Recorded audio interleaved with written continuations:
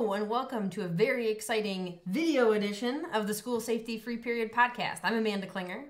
And I'm Dr. Amy Klinger. And we are with the Educators School Safety Network. And if you always wondered what we look like, now you know. Yeah, and if you want to put a face to a voice. It's a little disappointing. Yeah.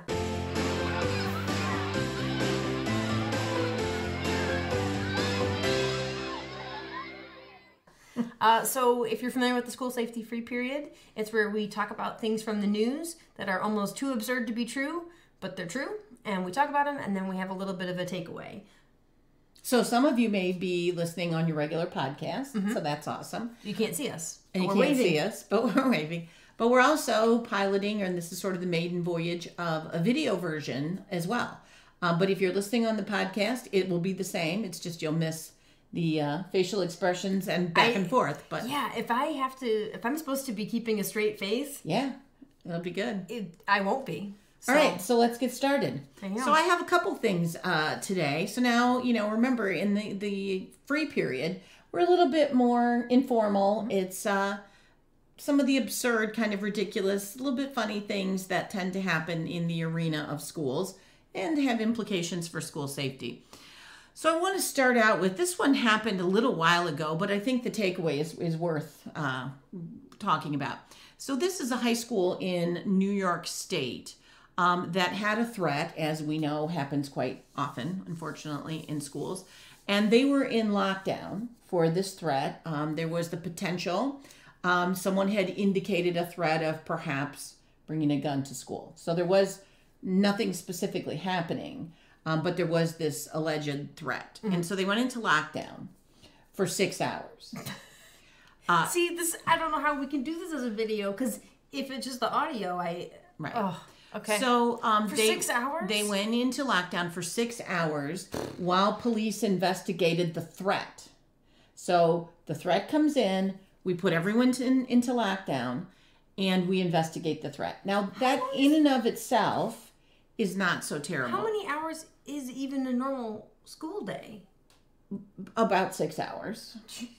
But, you eliminated the whole having to change classes, hassles, that sort of a thing. Yeah, okay. I mean, to be honest, my, biggest nightmare as an educator would be to be stuck with my first period class for 6 hours, which maybe is not a popular thing to say on video or audio. But, so they were in lockdown for 6 hours. They had to use the trash cans as toilets because they were in lockdown for 6 hours. They were in lockdown, like in their rooms? Oh, yeah. The one particular upset That's my parent, own personal nightmare. Kids peeing in trash cans for 6 hours. One particular upset parent said that her son, that they were peeing in garbage cans. And she is thinking about filing a lawsuit based on false imprisonment. A violation of their civil rights, holding her son hostage because they're on lockdown. That's a bit of a stretch, but I mean, I'm not surprised that someone's filing a lawsuit. And so there's a lot that sort of happened after that. I do want to quote the superintendent, who says, "Credit to the police officer, everyone that was there helping. I think they did a phenomenal job. But at the same time, I feel what they did could have been done in a more efficient manner. It seemed to be a bit too drawn out and ridiculous at that point." So we have a 6 hour lockdown while police investigate.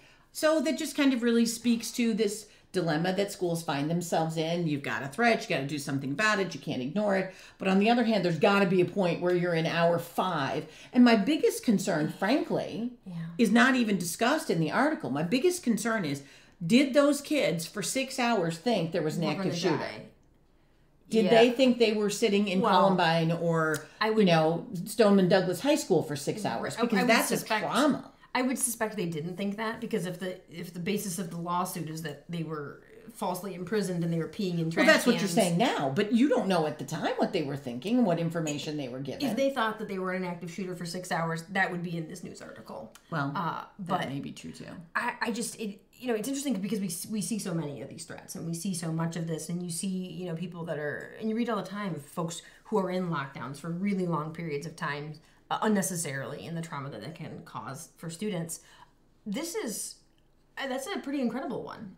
I don't know if And I am familiar with one where they clearly, have been as lockdown for you 6 can hours. anticipate, there was a lot of fallout. I'm sure. They had a lot of upset parents. They had a lot of different issues afterwards in terms of, criticism of the police, criticism of the school, parent forums, all kinds of things. So I guess the takeaway is that, we need to, and I think that I understand the rationale. And we were just recently told this by a law enforcement person at a training that said, if it takes 6 hours, it takes 6 hours. We're just going to have to deal with it.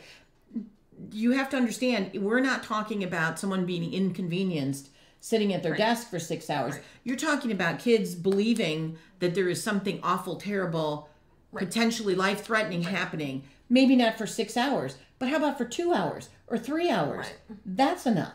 Well, and that will impact their preparedness for other things moving forward. Sure. Because now if they have something where they need to go into a lockdown, Who's going to believe it? maybe not for something that's life or death, but they need to respond. People are going to go, oh, this is like last time. And when I we sat in understand lockdown for if 6 you're hours. searching for a weapon, you've got somebody on the loose. Right. But if you have the threat of a gun, which happens 10 to 12 times every single day in the United States, if every school that received a threat like that went into lockdown for the entire day while they leisurely investigated, you would have no school and no instruction happen. To me, So why not have just canceled school then? yeah, Send the and kids just home. send the kids home if you couldn't. Yeah, to me, it seems like the falling down point was probably somewhere the interaction between the law enforcement officials and the school folks, because it sounds like the superintendent, at least in this article, saying, well, they could have been doing their work a little bit quicker.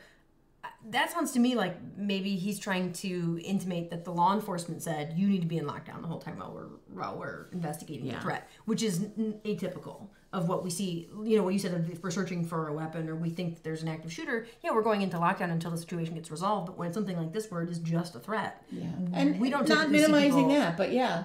Yeah. Wow. Okay, so now we have another one. We have this one where a student reports a potential school shooting threat. Happens all the Serious time. business. Serious business. Based on, let me see if I can tell this in the right way. So they investigate. The district officials say there's no evidence supporting a credible threat. Okay. They issue a statement. All the schools in the area will operate according to their normal schedules. Okay. The little twist here is that the prediction was based on a prediction made by an Ouija board. What? So, you know what a Ouija board is? Yeah. Right? So they're doing the Ouija board, and the Ouija board said, the Ouija board predicts a school. just turn that off and we'll start over. Sorry, Uncle Mark. Go ahead. So, wait, the Ouija board said, I'm going to commit a school shooting. Well, it said there was going to be one. I don't know that I'm not that familiar with Ouija boards, so I don't know. Is the Ouija board speaking as itself? I don't know. Or is it channeling you, like if your hand is on it? But I think we all have our hands on it together. And my bigger question is, does anyone even have, well, clearly people do have I think the Ouija pretense, boards, it's probably but like on an iPad or something. I think the pretense of the Ouija board. digital Ouija board. I think the pretense of the Ouija board is that you are channeling a spirit. Or a boy you have a crush on. I don't remember. So someone was, yeah. Okay. So now let's move on. So this one didn't even take place in a school, but it's just too good. So this is really a situation. expanding the definition of school This is a safety situation free in Louisiana where a guy goes into a restaurant, heads into the kitchen, asks the manager what time the place closes. He said, "You should close right now because I'm going to get a bomb and blow this place up." Supposedly is what he said. But in reality, after they charged him with making a bomb threat, he said that he was going to blow the bathroom up, as in having a bowel movement. So this was at a chicken shack. So It's an indictment of the cooking, is it not? Yeah. So he was charged.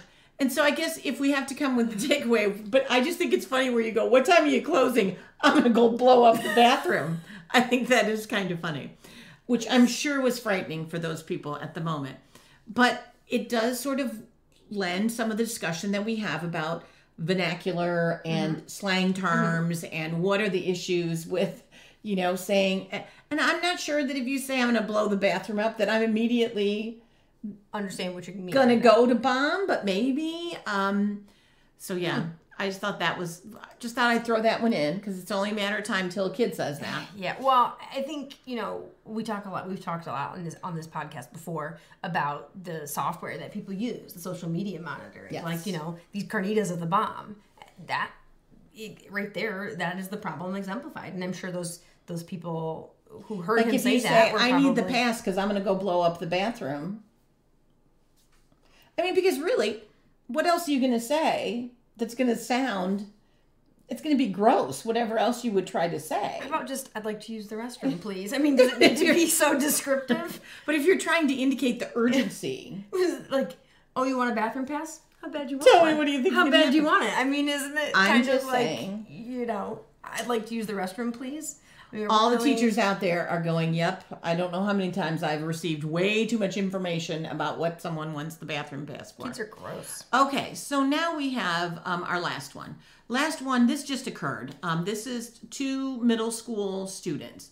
And I can't show you the letter. I mean, I could, but I'm just going Well, to... the video people will be able to see it. Oh, yeah. Do you want me to try to be able to do that? I just have Uncle Mark do it. No, I can do it. Yeah, wait, how? So I don't know how well you can see it, but we've got the letter there. We'll just go back to us because I don't think that's going to work.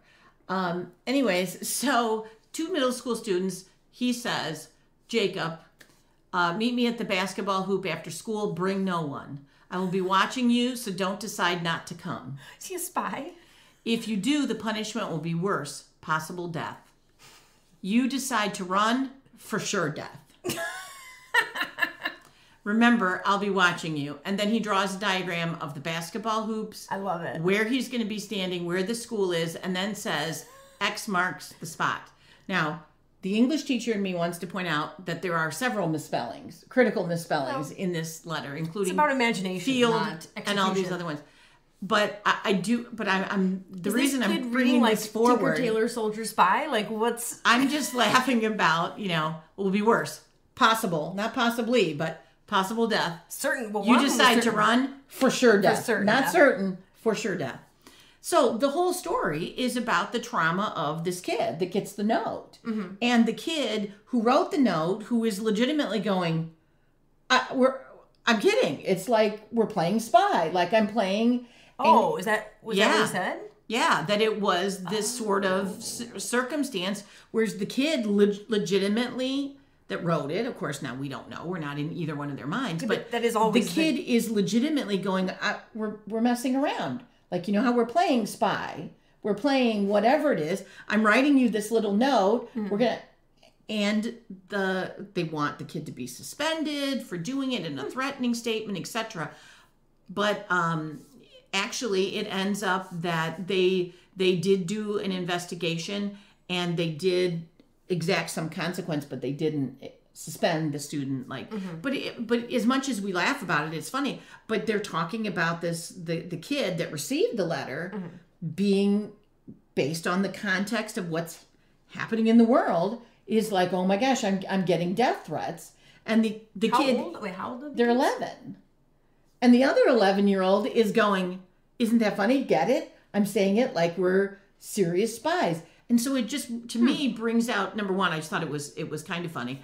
But it's also, and they talk about that was bullying. And That's all not kinds bullying, of... Right. And so I just think it's interesting that you have 2 kids who both have legitimate reasons for being, feeling upset or feeling not victimized per se, but have legitimate reasons why this was a big deal, and yet it really wasn't.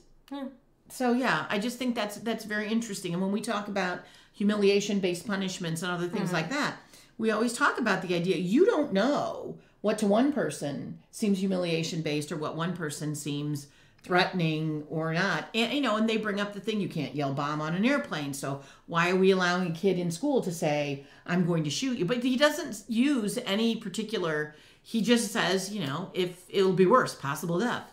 If you decide to run, for sure death. And so I think it sounds funnier because you're reading it like Eddie Izzard. I think that's why it seems funnier. I don't know. I just think it's, that it's an interesting situation. Yeah. And you have to put yourself in the perspective of the educators in this situation. What do you do? Oh, I forgot to read the last sentence. I don't know did I read it? Remember, in all caps, I'll be watching you. Unfortunately, there's punctuation errors there too. But so it's really sort of this, how do you advocate for both of those kids? The kid that feels threatened and the kid that's like, are you kidding? We're 5 minutes ago, we were joking around. I do wonder if there's maybe some facts that we don't totally know. There's always that. Because either, there would be facts that would support this is an ongoing joke, we're playing spy. If there were facts to support that, then the kid thinking that they're receiving death threats starts to look a little ridiculous. Right. On the other hand, if these kids don't know each other and they aren't interacting and they clearly weren't in an ongoing game of spy, and you get a letter like that, then it does seem Which more takes like a death us threat. right back to the notion of threat assessment. If we have to make a disciplinary decision based on the merits of what is here, we're going to have a great deal of difficulty deciding which side to come down on. Investigation and fleshing out what we know about each one of the individuals involved makes this much more easy. And the interesting thing that I didn't read in the rest of the article, but the interesting thing in the article is it has really polarized people saying, you should suspend this kid right now, he's making threats, we have to have the zero tolerance. And then the other kid, the people that are going, come on, we're getting totally ridiculous. Right. You know what solves those two dichotomous points? You conduct an investigation and you look at all of the things surrounding those two kids. Because there is no reason to make a disciplinary or a threat assessment type decision based on that data point alone. I mean, there are other data points in the world, so let's look at those. And if we don't have threat assessment, we get into this where we might as well essentially flip a coin and go, who do you like better? This kid or that kid? Instead of being able to find out what's in the best interest of both of those kids. Because both of them, frankly, need to learn a lesson from that. Yeah. And it might be variable what that lesson is, but there is a takeaway for both of those people and the school. Yeah. So there you have it. There you have it. Okay. Well, thank you for joining us on this very first exciting video episode.